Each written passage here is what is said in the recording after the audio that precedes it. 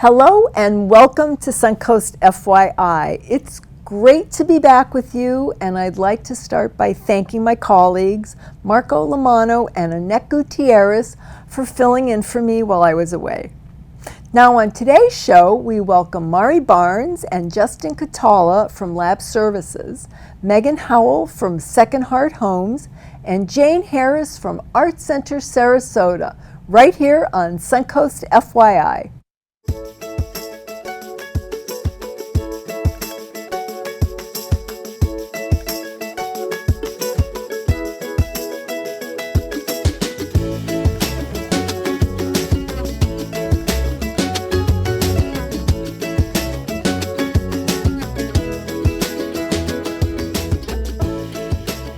Lab Services is a boutique testing laboratory right here in Sarasota that aims to provide our community with affordable testing and a quick turnaround. Here with me today are Mari Barnes, the Vice President of Lab Services, and Justin Catala, a clinical lab scientist with Lab Services, to tell us more about their mission and what you do, because it's a lot. Oh my God, welcome to both of you. Thank you so much for having us. Absolutely. Now, obviously, a lot of things have changed and evolved in the past couple of years since the onset of COVID. But now that we have home testing kits, how has the landscape of the community and the testing sites evolved or changed? So that's a really good question. The testing at the sites has gone down considerably because people are using at-home tests to identify whether they have an infection. I think that it's a valuable tool for people to have, and I think it has helped a lot of members in the community identify whether they have infections or not before going out and exposing other people. The downfall that we see to that is people who are traveling or need to return to work. Your at-home test is actually not an identifier of when you're free of shedding the virus. So we are seeing, as the rates go back up, that people are unable to go to weddings or plan trips because their first test was taken at home. I think this has also skewed the numbers a little bit, and we may have gotten a little bit comfortable thinking that we were through the worst of it. But at-home testing is a very valuable tool, and I think in unison with the community sites, it's how we're going to help keep our community safe. Okay, so question on that. Yeah. Like you said, I mean, it's something that somebody that is close to me had happen and couldn't attend an event. Yes. But just because the home testing kit was positive, they may come to you and it may be negative, or they may not need to be in quarantine anymore? A couple of different things on that. So rapid tests do have a false positive rate. Our best recommendation, and what we tell people when they contact us, is if you have tested positive on an at-home test, please visit one of the community sites for confirmation. And that's helpful for a couple of reasons. First of all, it's a confirmed, 99% accuracy that you do have an active COVID infection. But for some people, and they haven't been able to really identify why, they actually hold the virus for a lot longer. So what I mean by that is you can test out of a requirement for having a clean COVID test if you have two tests within 10 days apart. So if your first positive was 10 days ago, but you're still positive 10 days later, you can still travel internationally, you can still attend weddings, you can still go to events because you are no longer shedding the virus actively. Okay. Now, if you're taking that test at home, you don't have that guideline for that first date that you tested positive. Right. So it's really just an extra confirmation. Okay. At-home testing is a valuable tool. People should use that as the first line of defense. Okay. But if they are positive, they should visit our community testing sites or their local pharmacies. So what type of testing is available now at the community sites or at your lab? Right now, we do offer rapid testing and PCR testing at the sites. So you can have both tests done at the sites and privately at our laboratory for travel needs. Okay. And the lab services, the handling, has that risen, the rates risen? Yeah, we've seen the rates rise since mid-March, actually. We hit a low point around mid-March and then have steadily seen the rates rise. Up until this week, we've passed. We're showing for our lab 20% positive rates for the testing that we're doing for PCR testing. And that's pretty significant That's- from where we were. That's very significant. We, at the low point in mid-March, we were only seeing about 3% positive. So what do you think is causing those weekly rates, Justin? So I think that the weekly rates are rising just because of the surge that we find ourselves in now. A lot of people got, I hate to say, complacent with the testing and the symptoms or non-symptoms. But as we know, you don't even have to have symptoms to be contagious. Sure. Okay. Now, obviously, because you're the medical scientist, which congratulations, I know that is a new role for you. So that's great. That's great. The technology that you use, what is it, and how is it different than other area lab services? What makes you special and sets your lab apart? So the lab, we use the PCR testing, and the way that it differs from your typical at-home test is that it's going to be much more sensitive to be able to pick up the virus in the very early stages of the infection and then in the very late stages of the infection. Okay. So we can show that somebody is positive much earlier or much later than what they can find at their at-home testing. Okay, all right. So it's still important. I mean, if you have any concerns, you really need to go see an expert. I mean, yes, I have the at-home test kits too. We do too. Yeah. Yeah, so, we use them. I mean, they're a great backup. Yeah. They're a great backup. But if you've got special things coming up, and again, now leading into special things, I know you do a lot of other testings, and I mentioned about the quick turnaround, international travel, because that's how we first met. Yes. Please, we only have about a minute left, but I'd like you to touch on that.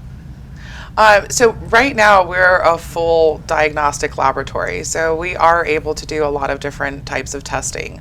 Our focus right now is on urinary tract infections, respiratory infections, and COVID. And our ability to turn results around so quickly, especially for Sarasota, is that we're located right here downtown. This is our community, we live here, and we are committed to Sarasota. The turnaround times also have to do with technology. We pay a lot of attention to what our scientists need, and we really value their opinions. These guys have come from hospital settings, from other laboratories. They are really the frontliners in a lot of the work that we do, and with their recommendations and our goals for having diagnostics available for everyone, I think it's a beautiful combination, and we're going to continue to do that in Sarasota. That's great. That's wonderful.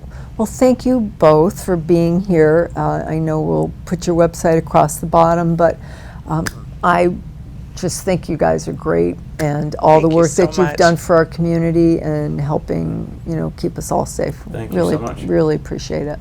Thanks. We appreciate the support, and we appreciate the City of Sarasota and the Department of Health having confidence in us to serve this community.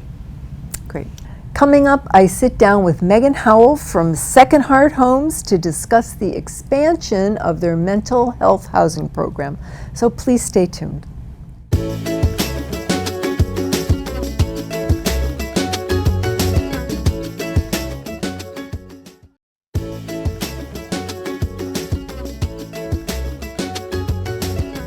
My next guest is making a return appearance on FYI. Megan Howell is the executive director and founder of Second Heart Homes, a local nonprofit aimed at providing housing and critical support services to the adult homeless population with mental disabilities in Sarasota. That's quite a lot to take on. And you started this single-handedly with a gentleman that you met that we've talked about in the past. But today we're going to start with a couple other things, and we'll see where we go from there. How's that sound? That sounds great. Okay. And it's so nice to see you, Nancy. Well, thank you too. It's nice to be back. So since last time you were here, you have a lot of new things going on, a lot of things to follow up on. So why don't we start there? Yes, so since then we have been able to not only purchase but open up our first women's mental health housing program. So last time I was here, we were just raising the money to purchase these two buildings. So now we went from 4 houses to 6 houses, and we are serving 36 individuals. So that is quite a change in the last year. Wow, that's pretty amazing. Now, we mentioned in the opening who you serve, but who are actually some of the people that you are serving right now, some of their residents in these amazing homes that you've created for them?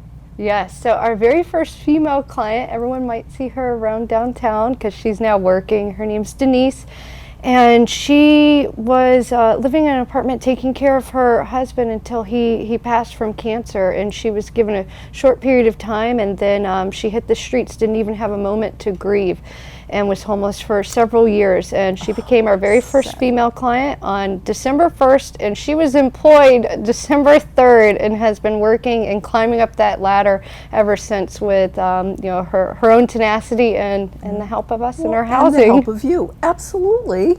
And that's sometimes all it takes. And I mentioned this to you earlier, and I'm so impressed in what you've done, because yes, you were on when you were just starting up, and one person can make a difference. And if you have a dream like you have, I think it's important for our viewers out there to know that one person can make a difference. So bless your heart. Oh, okay. Thank you. Well, it is the whole team that makes it work. Well, yes, and you've increased your team too. We have. Megan, to ask another question, what type of services do you actually offer to your clients? So we provide the housing with the targeted case management, and then we help our clients figure out what kind of goals they have. So we help them navigate the daily challenges of life through the targeted case management, engaging in the community, and achieving their goals. That could look like job seeking activities, coordinating resources, medical care. When you're on the streets, it's hard to take care of your physical health, your mental health, to develop appropriate habits and hobbies. So when you're in a home, that doesn't just solve everything. 4 walls and a roof does not mean problems are gone, Exactly. but to have gentle guidance that empowers and brings our clients to the highest level of their own self-sufficiency. So before we close, I know you have another success story that you want to share with us. So Yes. So Richie is just wonderful. He's had a tough life growing up in the system and just trying to navigate that. So most recently, he had an opportunity to come teach a class at USF for the intersection of justice and mental health, and speak about his personal experiences and how he's grown. And he wants to inspire children and teenagers to not follow his path, but to empower themselves and live the lives that they deserve. So it's nice to see that full circle. absolutely, how exciting for him. Well, again, thank you. I know there's some things that you need. Quickly name those, and then we'll put your website up for you. Yes, we're a small, growing nonprofit, so we really need operational support. So financial support is really important, and we just really want to help more clients. So we need that community effort to be part of the solution, and our website is secondhearthomes.org. Okay, wonderful. Thank you for being here again. Thanks for having me, Appreciate Nancy. Up next on Suncoast FYI, Jane Harris from Art Center Sarasota to tell us about their upcoming summer art camp. So don't go anywhere.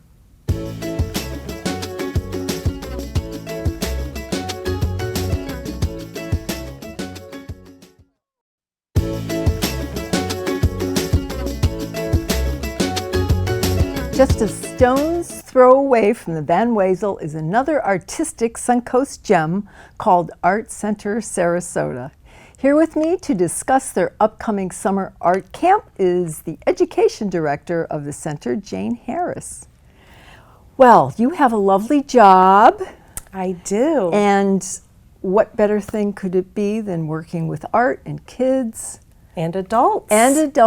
in this beautiful setting. Absolutely. So tell us more about, we'll start with the summer camp. I know everybody's would like to know a little bit more about Arts in Sarasota in general, but you have a wonderful summer program coming up. So what's that about? We do. We have a summer art camp that runs 10 weeks through the summer from May 31st through August 5th. And each week is a little different. We have different themes and different projects planned for the kids and different enrichment opportunities too. So always something fun and different around the corner. But they're different age groups. So we do encompass from 6 to about 15-year-olds. So do you break them up into different groups? We do. We have 2 different groups. We have the 6 to 10-year-olds, and then we have our emerging artists, which are 11 to 15-year-olds. And so how many would you have in a group then? I mean, what's the maximum that you can our have? little kids, there's about 20 kids, and then the older group is about 15, 16 kids. And we have artist teachers in the space, but then we also have a lot of teen volunteers helping out. So there's tons of one-on-one. That's great. That's great. Now, you said it's 10 weeks, but obviously they're week-long programs, so people can like mix and match, do multiple weeks. You can pick and choose what you want to come to based on what the themes are or what your availability is for the summer as well. Yeah. And what time do the classes run until every day? From 9:30 to 3 p.m. We do offer aftercare from 3 to 5. So if mom and dad or caretakers have other things going on, you know, the kids can still hang out and keep creating all day. Now, in addition to the summer programs, what makes Art Center Sarasota so special? Well, Art Center Sarasota has been around for such a long time. We're actually coming up to about 100 years. It's amazing to think about. And we are a nonprofit, so we're our community's art center. And we're able to offer great educational programs and cultural programs for our community. And it's just a great place to come together. There's a lot of magic that happens with art, and we also have galleries in the space. So there's 4 galleries throughout the building that is always cycling new art. So once you come in, come back 6 or 8 weeks later, and there's something new on the wall. Awesome. It's inspiring. Love it. It is. Now, just to circle back a little bit, what types of things do you teach the students, and who teaches at the summer camp? Oh my goodness. Well, we teach all sorts of things. Everything from sumi-e, which is like Chinese ink painting, to mixed media, collage. We do sculptural pieces. We even partner with other places to come and bring in ceramics and clay for the kids. But our teachers, what really sets us apart from a lot of other programs is that our teachers are actually working artists. So they're able to bring their medium to the kids. And we're learning a lot about the principles and elements of art, but also these great mediums that they might not be able to have the access to in school. Exactly. Yeah, so it makes it a lot of fun. And like I said, always something different. Every day is something different for the always kids. With children. As we both know. Yes. Now, you mentioned the summer volunteer teen program. What's involved in that, and how can students get involved? Yeah, well, it's really great. So we do partner with teen volunteers in the community who are earning their volunteer hours to graduate from high school. It is a requirement in Sarasota County to have a certain number of volunteer hours. But not only that, it looks great on college applications when you're applying for scholarships, but it is very nice to create community, and you learn a lot of really great leadership in being a volunteer, and it sets you up for a lifetime of giving. So we do have a teen volunteer program, and the teens can come in and be teacher assistants for the day, and it's wildly popular. And I have a wait list of kids trying to get into volunteer, but it's great for the kids that love art in school because they get to come in and work with these fun kiddos, but they also get to create their own projects as well. So in these mediums that they may not have an opportunity to work in. So, all right, final question. What other programs, because you mentioned, you have other things going on. I know you have adult classes, are those going on throughout the year or mostly? So primarily our adult programs happen from fall through spring, but in the summertime we still offer some adult offerings. You would have to go onto the website and see different offerings that we have, from life drawing to collage classes to plein air classes. We also have virtual programs like book club and salon and mail art, but usually that will all go on the bulk of our adult programming through fall, winter, and spring. And then youth programs aren't just in the summertime. We actually have a Saturday youth program that starts up in September for all of our kiddos. So that's a lot of fun for so them. that they can continue. Yep. Does it necessarily have to be the students that took the summer program, or can it just be No, independent? anybody, yeah. Yeah, so that's a lot of fun too. It's really popular. Saturdays from 1 to 4, and those start up in September and run through the academic year. All right. Now, around ballpark, because I don't want to put you on the spot. Like we talked about, I don't want to put you on the spot. But what are the price ranges for a week-long camp?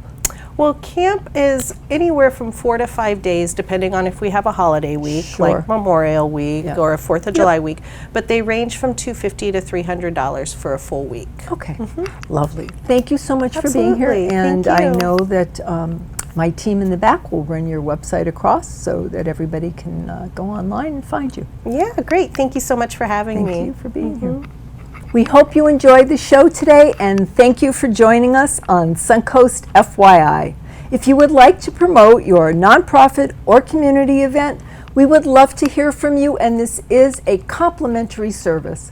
Please call our producer, Adam Huntley, at 941-361-4645 or email fyi@snnTV.com. To view previous episodes, go to snnTV.com and click on the What's On tab. I'm Nancy O'Neill, and we'll see you next week on Suncoast FYI.